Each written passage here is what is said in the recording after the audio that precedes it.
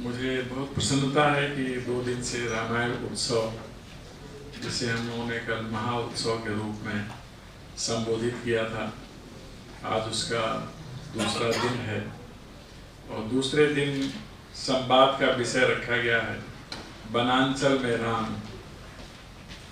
वस्तुतः राम के जीवन के किसी भी पक्ष पर कुछ भी बोला जाए कम ही कहा जाएगा, या जितना अधिक बोला जाए उतना ही कम मान लिया जाएगा। इसलिए हमारे शास्त्र की एक परंपरा है, जब हम शोध करते हैं और बोध करते हैं तो लगता है कि हमें प्राप्ति हो गई, लेकिन जब हम शास्त्र बोध करते हैं और शक्ति बोध करते हैं तो हमें लगता है इतना ही नहीं है। इसलिए हमारे शास्त्रकार कहते हैं नहीं कि नहीं, ना केवल इतना ही नहीं है, और भी बहुत कुछ है। तो राम के बारे में हम लोग जितनी चर्चा करते हैं केवल उतना ही नहीं है, उसके आगे भी बहुत कुछ है। कि पूरी धरा ही राममय धरा है, राम की धरा है, राम से धरा है, तो राम के लिए ही धरा है। तो इसलिए हम लोग जब राम का ध्यान करते हैं तो वस्तुतः हम अपनी पहचान को अपने सामने रखते हैं। राम हमारी पहचान है, हमारी सभ्यता की पहचान है, हमारी परंपरा की पहचान है, और इस देश की पहचान है। हम लोग कह सकते हैं कि मानव जीवन के जितने उदात्त गुण हैं और जितने महान लक्ष्य हैं, सीधा संबंध उनका भगवान राम से ही है। इसीलिए राम राजकुमार के रूप में राज्यारोहण की तैयारी करने का जब विषय आता है, उसके बाद राजकुमार राम वनवासी राम बनने की ओर बढ़ जाते हैं। राम के जीवन में बहुत सारा त्याग है, और वस्तुतः वही महान बनता है जिसने बहुत अधिक त्याग किया होता है। शर्मा जी ने बहुत अच्छी अच्छी बातें उनके बारे में बताई। कैसे लंका विजय के बाद जब लक्ष्मण ने कहा कि सोने की नगरी में कुछ दिन और रुकना चाहिए, राम ने तो पहले ही विभीषण का राज्याभिषेक कर दिया था, युद्ध से पहले लंकेश कहकर संबोधित किया था, तो लंकाधिपति उन्हें नहीं बनना। लेकिन वहाँ की सुविधाओं के लिए थोड़ा लक्ष्मण जी का आग्रह था, जिसके बारे में उन्होंने कहा, जो शर्मा जी ने आप लोगों को बताया। अब स्वर्णमयी लंका आप लोग हमसे याद रखना चाहिए। न में लक्ष्मण रोचते जननी जन्मभूमिश्च स्वर्गावती करियसी। मानस में तुलसीदास जी ने लिखा, यद्यपि सब वैकुंठ समाना, वेद पुराण विदित जग जाना, अवध सरिष प्रिय मोह न सोई, यह प्रसंग जानत कोई कोई। यहाँ सब कुछ वैकुंठ के समान है, सारी सुविधाएं हैं, लेकिन मुझे अयोध्या के समान प्रिय नहीं है। यह बात कुछ लोग ही जानते हैं, क्योंकि जन्य जन्मभूमि स्वर्गादपि गरीयसी। माँ और मातृभूमि यह स्वर्ग से भी श्रेष्ठ होता है। यह हम सभी लोगों को ध्यान रखना चाहिए। इसीलिए बार बार मैं अपने विद्यार्थियों से आग्रह करता हूँ कि जब घर छोड़ें, बाहर जाएं, अपने अभ्युदय के अभियान में, तो सोते समय एक बार जरूर माता पिता का ध्यान कर लेना चाहिए। बहुत विश्वास से भेजते हैं बच्चों को। पहले तो मुझे प्रसन्नता है विषय पर, बाद में कि प्रोफेसर जौहरी की टीम ने बहुत अच्छा काम किया। कल का कार्यक्रम भी बहुत अच्छा था, आज का विषय भी उतना ही अच्छा है, और उससे ज़्यादा अच्छा है वाणिज्य विभाग के विद्यार्थियों की यहाँ उपस्थिति। वस्तुतः जहाँ इतने शांत, सौम्य और अनुशासित विद्यार्थी होते हैं, तो कार्यक्रम पूरा होने से पहले ही सफल हो जाता है। तो इस सफलता के सेतु आप लोग हैं, हेतु आप लोग हैं, तो बच्चों को तो मेरा बहुत आशीर्वाद है।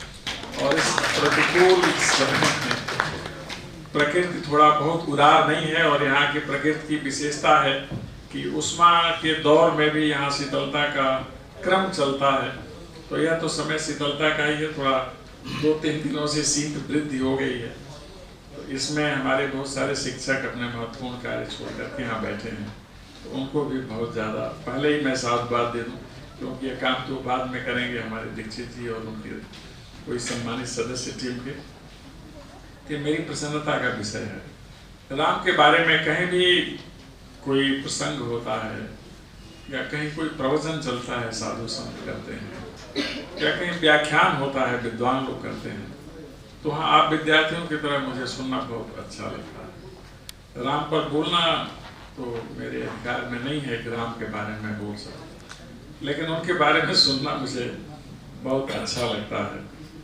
मुझे बहुत अच्छा लगा जब प्रोफेसर जौहरी ने वैश्विक पृष्ठभूमि में, संदर्भों में राम से संबंधित स्थलों की जानकारी दी। मुझे प्रोफेसर जौहरी से कहना है उसे लेखबद्ध करें और अगला जो अंक आता है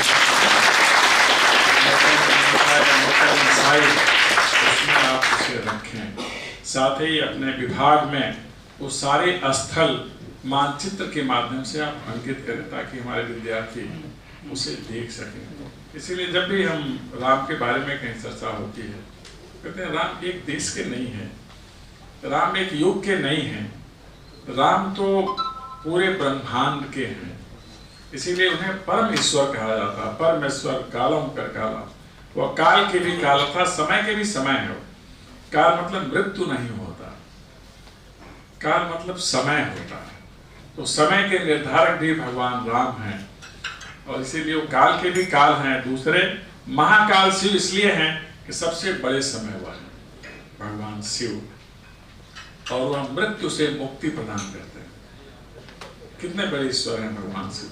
राम और शिव एक दूसरे के उपासक हैं। पूरे वन यात्रा में जो महत्वपूर्ण पड़ाव आते हैं उसमें दो होते हैं।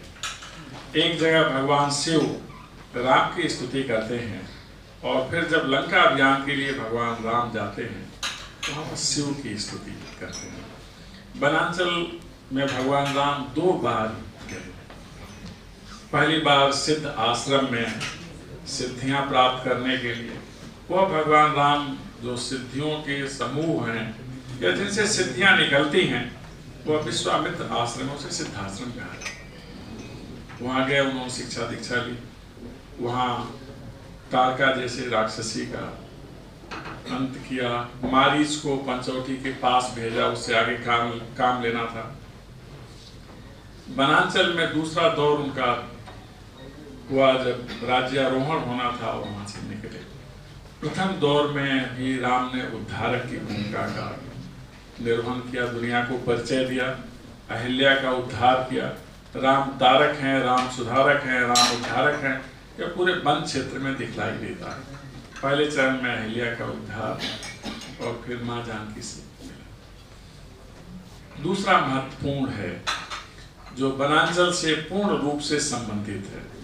वस्तुतः भगवान राम स्वयं में प्रकृति है और हम सभी इस प्रकृति की ही देन है। प्रकृति के जितना समीप हम होते हैं, हम ईश्वर तत्व के समीप होते हैं। दूसरी जो वनांचल की उनकी यात्रा हुई है, वनांचल में निवास हुआ, वह तमसा नदी पार करके श्रृंगेरपुर में गंगा नदी को पार करके प्रयागराज से फिर यमुना को पार करके चित्रकूट के पथ पर, और फिर चित्रकूट से मंदाकिनी और गोदावरी, इन 2 नदियों का ध्यान करके फिर वह दंडकारण्य में, जिस क्षेत्र में हम लोग आजकल रहते हैं। वनांचल में राम ने प्रकृति के जो प्रतीक हैं या प्रकृति जिससे सस्ती संवरती है उसकी वंदना करते हैं। इसलिए राम प्रकृति बंधक हैं। पहले गंगा जी की वंदना किया, सकल सुख सुख प्रदान करने वाली हैं, लक्ष्मण जी को बताया, सीता जी को बताया, और वहाँ जो केवट समाज था, निषाद समाज, उनको बताया। तो पहली वंदना उन्होंने इस अभियान में गंगा जी की, उस गंगा की। यह सभी किताबों को समझना चाहिए जो भगवान राम से ही निःसृत है। विष्णु पगा कहा जाता है, हरि पगा कहा जाता है, उनके पैर से ही निकली हैं। पहले उनकी वंदना किया। इसलिए हर पिता को पुत्री की वंदना करनी चाहिए, नदियों की वंदना करनी चाहिए। हमारे यहाँ नदियां बंद हैं जिनकी वंदना की जाती है। फिर तीर्थराज प्रयाग में विश्वामित्र जी भारद्वाज जी के आश्रम में रहे, यहाँ से जाते समय फिर यमुना की वंदना किया। तो आरंभ में 2 नदियों की वंदना। वनांचल में जाने के साथ भगवान राम ने दुनिया को बताया कि सहज लोग कितने असाधारण होते हैं। जिन्हें हम सरल और सहज कहते हैं वो साधारण नहीं होते। साधारण तो विशिष्ट लोग होते हैं, जो सहज और सरल हैं वह असाधारण है। इसलिए निषाद राज को जब सुमंत के साथ वहां उतरे श्रृंगेरपुर में, तो सज्ञान सखा कहा, सुजान सखा कहा निषाद राज को कि आप तो ज्ञानी हैं और आप मेरे मित्र हैं। और जिसे राम मित्र कहते हैं वो लक्ष्मण के भाई हो जाते हैं। तो पहला काम किया भगवान राम ने वनांचल में कि जो सहज और सरल है उसको राम की तरह ही देखा। और इसलिए निषाद राज की बहुत बड़ी महिमा है। और जब निषाद राज ने लक्ष्मण जी से प्रश्न किया, कहा कि उन्होंने तो मित्र कहा। मित्र तो वह होता है जो मित्र की बात जानता है, लेकिन मैं राम के बारे में तो पूरा नहीं जानता और प्रश्न भी नहीं कर सकता। तो आप हमें एक प्रश्न का उत्तर दीजिए, सभी को जानना चाहेंगे। श्रृंगेरपुर में भगवान राम मां जानकी के साथ जमीन पर सोए थे। केवट जिन्होंने बाद में नदी पार कराया गंगा, वह दूर से दृश्य देख रहे थे। निषाद राज लक्ष्मण जी के साथ खड़े थे। लक्ष्मण सोते नहीं थे। पूरे 14 वर्ष तक लक्ष्मण सोए नहीं, खड़े ही रहे, जमीन पर बैठे भी नहीं। कभी भगवान राम ने आदेश दिया होगा तो बैठ गए होंगे, लेकिन सोए। क्योंकि मेघनाद को मारने के लिए जो भगवान ने उसे आशीर्वाद दिया था कि वही पेट मार सकता है, जो इतने का परिहार करे। नींद नारी भोजन परिहारही 14 वर्ष तपस्या करही। जो नींद नार और भोजन का परिहार करे और 14 वर्ष तपस्या करे, वही मेघनाद को मार सकता है। तो यह तपस्या भी करने थे लक्ष्मण को, इसलिए सोए।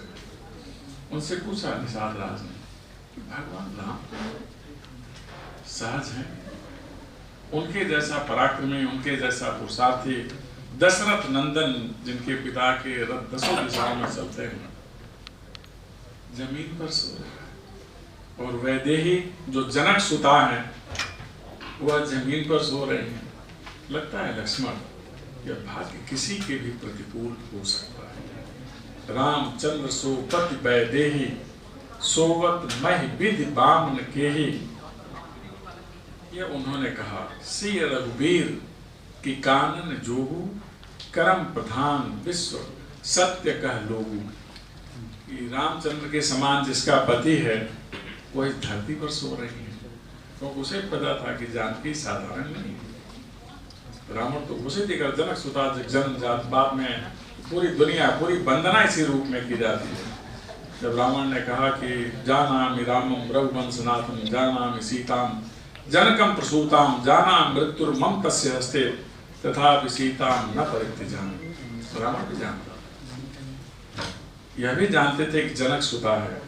और जनक सुता कौन है? जनक सुता जग जनन जानकी, अतिशय प्रिय करुणा निधान। तो जनक सुता है, पूरे जग की जननी है और वह धरा पर सो रहे हैं। उसने कहा लक्ष्मण जी से कि राम और सीता क्या बन जाने योग्य थे? भाग्य क्या ना कर दे। फिर लक्ष्मण ने उनको जवाब दिया, क्योंकि लक्ष्मण तो राम के बारे में जानते हैं। फिर भी राम से प्रश्न करते हैं पंचवटी में कि मैं बहुत कुछ तो नहीं जानता। उन्होंने कहा कि कौन का सुख दुख कर दाता, निज कृत कर्म भोग सुन भ्राता। इस संसार में कोई किसी के सुख दुख का कारक नहीं। आदमी अपने कर्मों का भोग भोगता है। इसलिए अच्छे कर्म ही करने चाहिए, सद्कर्म ही करने चाहिए, सद वचन ही बोलने चाहिए, शुभ वचन ही बोलने चाहिए। यह आरंभिक संदेश था वनांचल में राम के होने का। दूसरा, जब निषाद राज केवट के साथ वह गंगा के तट पर पहुंचे, वह केवट जो रात में सुन रहा था, पूरा प्रसंग देख रहा था, और जिसमें लक्ष्मण जी ने कहा कि राम हुआ नहीं जो मानव रूप में दिख रहे, तो फिर उसने समझ लिया, क्योंकि वो और बड़ा तपस्वी था, कि राम तो साधारण है नहीं, और गंगा जी तो सबको पवित्र करती हैं, हमें तो मूल गंगा चाहिए। भगवान राम का पैर धोने के लिए तो कहता चलिए गंगा जी के किनारे उसमें पैर धुल लीजिए, नाव पर चढ़ जाएंगे, लेकिन ऐसा उसने नहीं किया। वो तो कठौता में जल लेकर के आया, उसे मूल गंगा चाहिए थी। गंगा 3 बार निकली हैं, एक बार गंगोत्री में जहां से आती है सबके लिए, दूसरी गंगा प्रकट हुई सीमित संदर्भों में केवट के कठौता में, लेकिन केवट ने उस गंगा को सबको नहीं दिया। उसने पै पखार पै पान करें, पग पखार पै पान करें आप सहित परिवार। भगवान राम के पैर को धुल करके वह जो जल हुआ अमृत हो गया, उसे अपने पूरे परिवार को, अपने पुरखों को, अपने सगे संबंधियों सबको तार दिया। राम तारक हैं। तीसरी बार गंगा प्रकट हुई सबरी के आश्रम में। सबरी ने कहा कि हम ऐसे ही थोड़े आपका चरण अपने सर पर रखेंगे, हमें तो आपका पैर धुलना है। केवल पैर ही धुला, थोड़ा ऊपर तक आई सबरी, क्योंकि लिपट गई पैर में। उसे तो राम के शक्ति का बोध होना था, राम के सद्गुणों का, राम के तेज का और राम के यथार्थ का बोध लेना था, क्योंकि ऐसा उसके गुरु ने बताया। इसलिए पग पखारा, पैर पर लिपटी, और राम से भी बड़ी आभा वाली हो गई। इतनी बड़ी आभा कि भगवान राम ने उससे प्रसाद ले लिया। भगवान राम जो खाते हैं, छूते हुआ प्रसाद बनता है, और भगवान राम ने तो सबरी का जूठा खाया, सबरी से प्रसाद दिया। राम वह है, बड़ा वह है जो साधारण से व्यक्ति का प्रसाद ग्रहण करता है। अपना प्रसाद हम औरों को दिया तो क्या दिया, हम जब औरों का प्रसाद लेते जो बहुत साधारण है, तब आप असाधारण बनते। ये राम होते जो सबरी का जूठा खाते, और हमारे देश में जूठा प्रसाद होता है। आप सभी ने भगवान जगन्नाथ का नाम सुना होगा, वहां पर अगर आप लोग गए हो जरूर जाना चाहिए। पर्यटन की दृष्टि से भी, आस्था की दृष्टि से भी, श्रद्धा की दृष्टि से भी, और भक्ति की दृष्टि से भी। तो वहाँ जब हम वहाँ प्रसाद लेके खाते हैं, कुछ बच गया तो उसे फेंकते नहीं हैं, वहाँ कोई न कोई खड़ा रहता है। आपका जो जूठन छोड़ा गया है उसे प्रसाद रूप में लेने के लिए, अर्थात भगवान से जो स्पर्श में आ गया, भगवान का जो भोग लग गया, उसे कोई खाए, कितनी बार खाए, कितने लोग खाएं, तो जूठा नहीं होता है, वो प्रसाद होता है, वो अमृत होता है। इसीलिए हम ईश्वर का प्रसाद मानते हैं। ये भाव होता है। राम ने यह भाव वनांचल में दुनिया को बताया। गंगा पार किया, यमुना पार किया, फिर जिनका उल्लेख हमारे शर्मा जी ने किया, वाल्मीकि के आश्रम में आए और उनसे पूछा कि अब बताइए कि मुझे कहाँ रहना है, कहाँ कहाँ मैं रहूँ। वाल्मीकि ने कहा कि आप पहले हमें बता दीजिए कौन सी जगह है जहाँ आप पर नहीं रहते हैं। तो राम ने सोचा कि कहीं हमारा भेद न खुल जाए, इसलिए उनसे निवेदन किया कि प्रभु इस समय तो आप ही बताइए, हमारा वाला विषय छोड़ दीजिए। ऐसा ही प्रसंग भारद्वाज आश्रम में भी आया, लेकिन एक प्रसंग लंबा हो जाएगा संक्षेप में। फिर उन्होंने बताया कि कहाँ कहाँ रह सकते हैं, जो निर्मल मन निर्मल हृदय हैं वहाँ आप निवास करें, जो निश्चल हैं वहाँ निवास करें, लेकिन सांसारिक रूप से रहने के लिए आप चित्रकूट में जाएं। चित्रकूट में भगवान राम का आगमन हुआ। वहाँ पर्णकुटी जो बनी उसमें सहायक बने भीम, कुल, किरात। भगवान शिव स्वयं किरात से इतना प्रभावित हुए कि महाभारत काल में वो किरात बन के अर्जुन को शिक्षा देने आ गए। इस तरह से वनांचल में जो जनजातीय समुदाय है, भगवान राम ने उन्हें सानिध्य प्रदान किया, उनका सम्मान किया और उनका गुणगान किया। भगवान राम उन्हीं के द्वारा लाए गए फल ग्रहण करते थे और फिर वही प्रसाद रूप में वह कोल भील भी उसे ग्रहण करते थे। लेकिन राम तो राम हैं, राम जहाँ रहें वहाँ स्पंदन ना हो, रामत्व का बोध ना हो, ये तो सहज संभव नहीं है। बहुत जल्दी वहाँ के लोग जाने, फिर भी लंबी अवधि तक रहे उन्होंने। चलते समय फिर आश्रमों की यात्रा किया, यहाँ कोल भील किरात, फिर दंडकारण्य में जितना हमारा समुदाय है, जनजातीय समुदाय, उनके बीच में रहे, उनका सम्मान किया, उनके गुणों के बारे में उनको बताया। आप उनके महत्व को इसी से समझ सकते हैं कि राम को प्राप्त करने के लिए हमें उनके मंदिर तक जाना पड़ता है, प्रयास करना पड़ता है, साधना करनी पड़ती है, जन्म जन्म हम युक्ति करते हैं, लेकिन फिर भी दुर्लभ होता है। वह कुल भील जनजातीय लोग कितने महान हैं कि उनसे मिलने के लिए स्वयं परमेश्वर उनके पास है। यह महत्ता है जनजातीय समुदाय की और इस दंडकारण्य की, जहाँ राम स्वयं चल करके जाते हैं। इसलिए ईश्वर वहाँ पहुँच जाते हैं जहाँ सच्चे मन के लोग रहते हैं। फिर आश्रमों में उनकी यात्रा, हम आप सभी विद्यार्थियों को समझना चाहिए कि आश्रम ज्ञान दान के केंद्र होते हैं, प्रज्ञापुंज होते हैं, साधना के स्थल होते हैं, जहाँ से केवल और केवल निर्माण होगा। आश्रम चाहे तो उनके पास विध्वंस की भी शक्ति है, लेकिन वह स्वयं विध्वंस नहीं करते, वह किसी को तैयार करते हैं। चाणक्य विध्वंस कर सकता था, क्या नहीं? विश्वामित्र विध्वंस कर सकते थे, क्या नहीं? राम का चयन किया। अर्थात विश्वविद्यालयों में हमें सीखने, पढ़ने और बढ़ने के लिए जाना चाहिए।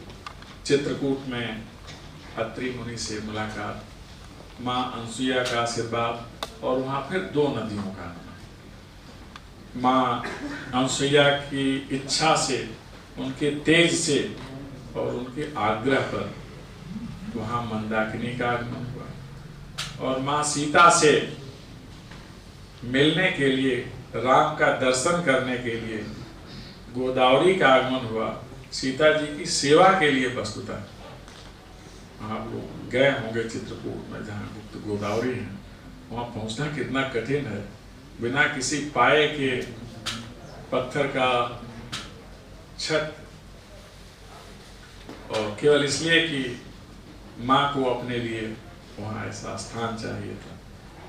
कहाँ नासिक, कहाँ पंचवटी, यहाँ आई, और फिर राम से वर भी लिया कि आप केवल यहाँ तो कुछ समय के लिए रहते हैं, हमें तो आपका सानिध्य। फिर पंचवटी में उनके किनारे जाके रहना, यहाँ नदियों का स्मरण। फिर आश्रमों की यात्रा, अत्रि मुनि, फिर आगे सरभंग मुनि, सुतीक्ष्ण मुनि, अगस्त्य मुनि, इतने आश्रमों में गए। एक मतंग ऋषि थे जो सबरी के गुरु थे, राम के पहुंचने से पहले ही उन्होंने प्रस्थान कर लिया था, या कहा कि सबरी से कि प्रतीक्षा करना, राम आएंगे। कल आप लोगों ने गीत भी सुना। आगे भी भगवान राम की कृपा रही तो 1-2 महीने में किस तरह से राम आते हैं, इस पर चर्चा करने के लिए कोई विशिष्ट विभूति का आगमन होने वाला है विश्वविद्यालय में। आप लोगों की तरह उम्र की वो विभूति है, अच्छा लगेगा। आश्रमों में बहुत कुछ राम ने कहा, बहुत कुछ राम ने सुना, बहुत कुछ राम ने देखा, और यहीं आश्रम में ही आकर उन्होंने हाथ उठाकर प्रतिज्ञा की कि जब तक इस पृथ्वी को असुरों से विहीन नहीं कर लूंगा, तब तक मुझे चैन से नहीं रहना। यह देश तो संकल्पों का देश है, बहुधा मैं कहता रहता हूँ। एक संकल्प भगवान राम का भी है कि इस धरा को असुर विहीन करना है। फिर अगस्त से मिलने के बाद पंपा सरोवर नदी उस समय थी, पंपा, जहाँ सबरी का आश्रम था, वहाँ गए। राम ने सबरी को कितना महत्व दिया मैंने आपको बताया। विद्या, ज्ञान, भक्ति, तीनों का शीर्ष आस्था में होता और विश्वास में होता। सबरी को विश्वास था कि गुरु ने कहा है तो राम आएंगे, अवश्य आएंगे, और इसलिए रोज अपनी कुटिया से, जो कुटिया के बाहर का रास्ता था, उसको फूलों से सबरी सजाती थी। जो उस क्षेत्र के लोग या साधु लोग जाते थे, उससे पूछते थे कि सबरी नित्य फूल चढ़ाती हो, राम पता नहीं कब आएंगे, फूल तो सूख जाएंगे। सबरी ने कहा कि जो फूल राम की प्रतीक्षा करता है, अगर सबरी जीवित रह जाएगी तो फूल भी सूखेंगे नहीं, हरे भरे रहेंगे। लेकिन फूल सूखते थे। जैसे ही राम का वहां जाना हुआ, वह सारे फूल ताजे हो गए और कालीन की तरह काफी ऊंचाई हो गई। भगवान राम ने स्पर्श करके नीचा किया, फिर उस पद से गए। यह विश्वास होता है कि फूल सूखते थे और उसे राम ने उस विश्वास को दिखलाया। वनांचल के राम को रास्ता दिखलाने वाले वे हैं जिनके बारे में कोई अनुमान नहीं कर सकता। सबरी भगवान राम को रास्ता दिखलाती है। भारद्वाज आश्रम से गए हुए 5 बटुक भगवान राम को रास्ता दिखलाते हैं। आज हम किसी से भी कुछ सीख सकते हैं। हमारे अंदर यह अहंकार कभी नहीं होना चाहिए कि हम सब कुछ जानते हैं। जहां जैसी आवश्यकता पड़े, हमें किसी न किसी का सहयोग लेना चाहिए। फिर पंचौटी में सबरी ने कहा कि आप ऋषिमुख पर्वत की तरफ जाएं, वहाँ मिलेंगे हनुमान जी, आगे का कार्य उनके माध्यम से सिद्ध होगा। इस वनांचल में भगवान राम ने जो जनजातीय समुदाय है, इसकी महत्ता से दुनिया को अवगत कराया। फिर जो वन संपदा है, इसके बारे में दुनिया को अवगत कराया। और सबसे महत्वपूर्ण जो तत्व हैं इस प्रकृति के, जन, जल, जंगल, जमीन और जन, इनका अर्थ क्या है, यह दुनिया को बताया। इसलिए कहीं वो वानर से मिलते हैं, हनुमान जी को वानर कहते हैं। वानर मतलब वह नहीं जो जिसे हम लोग लंगूर या बंदर, वानर मतलब वे लोग, वह भी हमारी आपकी तरह से थे। जब भगवान राम से मिलने आए हनुमान जी तो ब्राह्मण वेश में थे।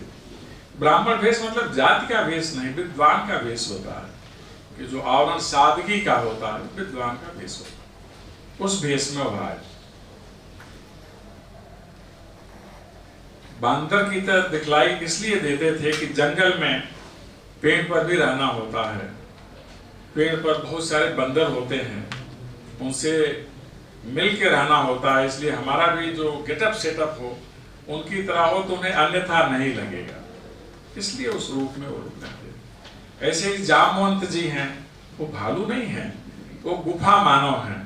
गुफा में रहते हैं तो बाल बहुत बढ़ गए, अथवा गुफा में वृक्ष भी रहते हैं, उनसे बचना है तो हमारा आवरण उस तरह का होना चाहिए कि वृक्ष हमें अपने समुदाय का माने।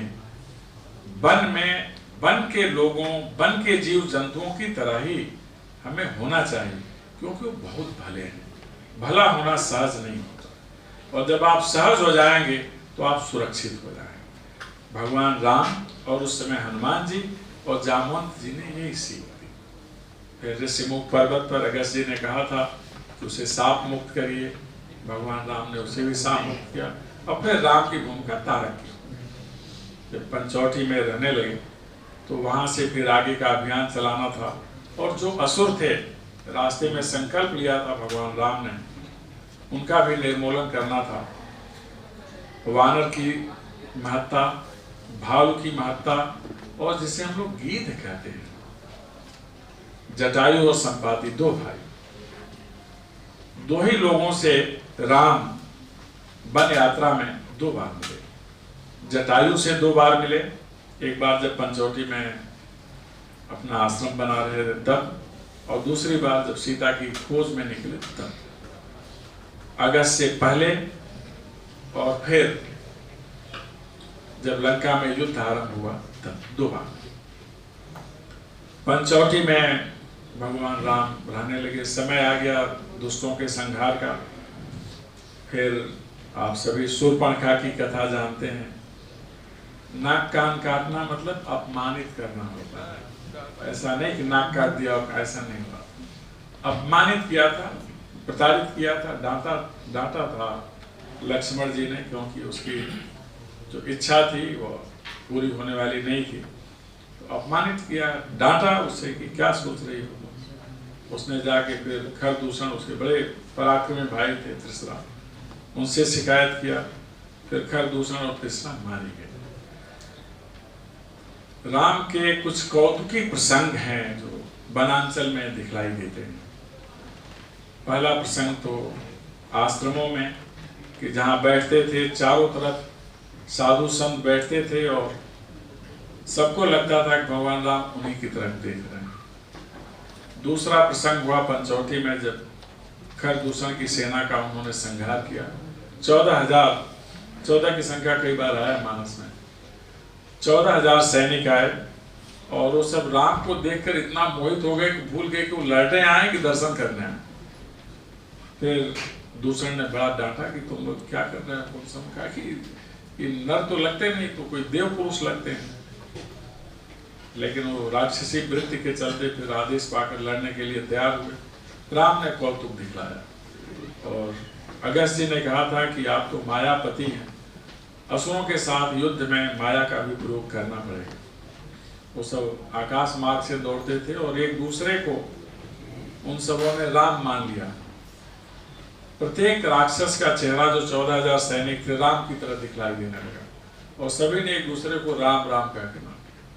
तो राम वहाँ तारक की भूमिका में आए और सभी ने राम राम कहकर अपनी काया का अंत किया, इसलिए सब मुक्त हो गए। और खरदूषण तृष्णा को तो भगवान राम ने चुना। उसके बाद वनांचल के ऐसे पात्र भी जो शूर्पणखा की तरह हैं, रावण को नीति सिखाते हैं। और नीति इसलिए सिखाते हैं कि वो कहीं न कहीं से राम के संपर्क में आ गया, उसकी कुनीति खत्म हो जाती है। उसने सिखाया क्या क्या करना चाहिए रावण को, क्या नहीं करना चाहिए, राज्य कैसे नष्ट होता है, मनुष्य कैसे नष्ट होता है, इसकी शिक्षा दिया, आगे किया। केवल हम लोग चलेंगे रामेश्वरम तक, उसके बाद की यात्रा में हम लोग साथ नहीं होंगे। फिर हनुमान जी से भेंट, बाली का वध, सीता वियोग के बाद ये सब प्रसंग आए। सीता की खोज में फिर रामेश्वरम तक पहुंचना और वहाँ शिव की पूजा। जैसा मैंने बताया कि आरंभ में शिव ने राम की पूजा की। जब सीता की तलाश में घूम रहे थे भगवान राम, तो माँ सती के साथ शिव जी ने उनका दर्शन किया और उनका वंदन किया। सती को संदेह हुआ कि वन में घूमने वाले दो युवा ये भगवान कैसे हो सकते हैं। संदेह मनुष्य के विनाश का कारण होता है। उन्होंने परीक्षा ले ली, फिर सती का यह स्वरूप बदला। शिव संकल्प 3 मन माही, यह तन सती भेंट अब नाही। दूसरा प्रसंग, भगवान राम ने शिव की वंदना की रामेश्वरम में। लिंग थाप विधिवत कर पूजा, शिव समान प्रेम मोह पूजा। इसके बाद आगे का गया। आगे के अभियान का एक दृष्टांत अभी शर्मा जी ने सुनाया कि शक्ति की पूजा करना पड़ा भगवान राम को रावण को मारने के लिए। एक प्रसंग और है जो जानना चाहिए। रावण जानता था कि माँ जानकी तो जगत जननी है, अपने बचाव के लिए उपाय क्या हो, तो उनको निरंतर अपने हृदय में धारण करता था। कितना बड़ा भक्त था। इसलिए भगवान राम जब प्रहार करते थे तो प्रहार उसके मर्म स्थल से बाहर चले जाते थे। बाद में जब भी बैठते थे अपने शिविर में, राम इस रहस्य को जानते थे। जो आप लोग जानते हैं कि विभीषण ने कहा कि नाभ में अमृत है, वो अमृत हुई सीता है। तो फिर रास्ता निकला, भगवान राम ने कहा परेशान मत हो, उसका समय अभी नहीं आया है। उसको इतना बेचैन किया रावण को कि एक पल के लिए ध्यान सीता जी से हट गया। एक ही साथ कई बाण मारे, कई तरह से मारे। तो जैसे ही ध्यान उसका हटा सीता जी से, तो इनका बाण उसके हृदय में प्रवेश कर गया। ये रावण बहुत बड़ा भक्त था सीता जी का भी, राम का। लेकिन यह जो भक्ति थी, यह अनुकूल भक्ति नहीं थी, प्रतिकूल भक्ति थी। वह जानता था कि राक्षस देह में सद्वृत्ति नहीं आ सकती, केवल भोग है, आसक्ति है, तो इसका तो फल अच्छा नहीं होता। इसलिए भगवान राम से बैर किया उसने। और फिर वहाँ बहुत सारे प्रसंग हैं, लेकिन एक और महत्वपूर्ण प्रसंग है वनांचल का, कि वनांचल में भगवान राम ने सर्व संवाद की भाषा विकसित की। एक ऐसी भाषा जिसे खड्ग, मृग, मधुकर, श्रेणी ये सभी जानते थे। वो पशु पक्षियों से भी सीता जी के बारे में पूछते थे, लताओं से भी बारे में सीता जी से पूछते थे, और लताएं बोलती थी, बेटा बोलते थे। आप लोग अनुमान कर सकते हैं कि जब मृग से संवाद कर रहे थे तो मृगी ने मृग से कहा कि अरे भागो, इनके धनुर्धर हैं, ये तो मार भी सकते हैं। तो मृग ने कहा डरो नहीं, यह तो सोने के मृग का शिकार करते हैं, सोने का मृग जो हमें पथ विचलित करता है, ऐसे मृग का शिकार करते हैं। हमारे जैसे मृगों का राम शिकार नहीं करते, क्योंकि माँ जानकी के तो नयन ही मृग नयन है, वहां कैसे मार चला सकते। इस प्रकार का संवाद उस समय पशु पक्षी भी करते थे। जिस रास्ते से भगवान राम जाते थे, डालियां झुक जाती थी, लताएं जो जमीन की तरफ होती थी वो सीधा रेंग करके उनके शरीर में लिपटती थी, उनसे संवाद करती थी। तो सर्व संवाद की भाषा जिसमें वनस्पतियां भी संवाद करती हैं, पशु पक्षियों का भी संवाद होता है सीधे मनुष्य से, यह भगवान राम ने वनांचल में विकसित किया। जो सर्व संवाद की भाषा विकसित करते हैं, जो सर्व कल्याण की भाषा विकसित करते हैं, जो राम तारक हैं, सुधारक है, उद्धारक है, उनका हमें सतत वंदन करना चाहिए, सतत ध्यान करना चाहिए। और जीवन में कुछ बनना है तो राम के माध्यम से ही बन सकता। सृष्टि का आरंभ भी वही है, मध्य भी वही है और पूर्णता भी वही है। इसीलिए सर्वत्र राम को ही देखना चाहिए और हमें मानकर चलना चाहिए कि सीताराम तो सर्वव्यापक है, और इसलिए सीताराम का हमें निरंतर ध्यान रखना चाहिए। पूरा आशय वनांचल में राम का यह है कि हमें परिश्रम करना चाहिए, श्रद्धा पूर्वक करना चाहिए और मनोयोग से करना चाहिए। अपने आचार्यों का विद्यार्थियों के लिए सम्मान करना चाहिए, उनकी बात ध्यान से सुनना चाहिए। ध्यान से ही कल्याण होता है। तो हमारा कल्याण जो हमारे आचार्य कहते हैं उनको सुनने और उनके आचरण से सीखने में ही है। भगवान राम आप सभी का कल्याण करें। माँ नर्मदा की कृपा आप सभी पर बरसे। मेरी बहुत सारी शुभकामनाएं। आप सभी को सुनने के लिए बहुत धन्यवाद, और आयोजन के लिए प्रोफेसर जौहरी और बहुत बहुत श्री राम मैं सब जग जानी, करहूं प्रणाम जोर जुग।